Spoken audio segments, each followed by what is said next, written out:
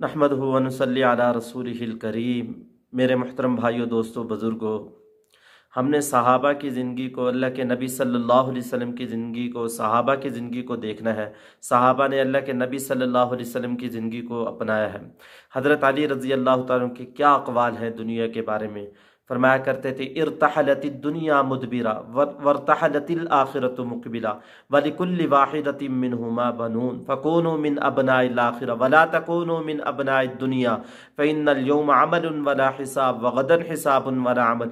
ए लोगो, दिन ब दिन तुम दुनिया से दूर हो रहे हो, आखिरत के करीब होते जा रहे हो।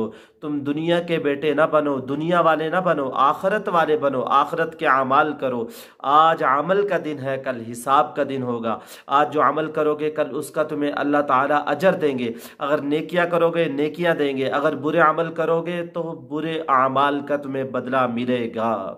हज़रत अली रज़ी अल्लाह तआला अन्हु फरमाया करते थे, अगर दुनिया कोई अच्छी जगह होती तो कोई भी दुनिया में पैदा होते हुए रोता हुआ ना आता।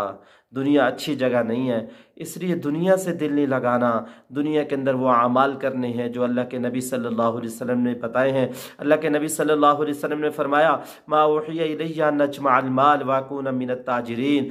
मेरे अल्लाह ने मुझे ये हुक्म नहीं दिया कि माल जमा करके दुनिया का ताजिर बन जाऊँ, बड़ा ताजिर बन जाऊँ, बल्कि अल्लाह ने मुझे हुक्म दिया है कि मैं दुनिया के अंदर अल्लाह के अहकामात पे ज़िंदगी गुजारूँ, नमाज, कुरान, ज़िक्र, इबादत, यहाँ तक कि मेरी मौत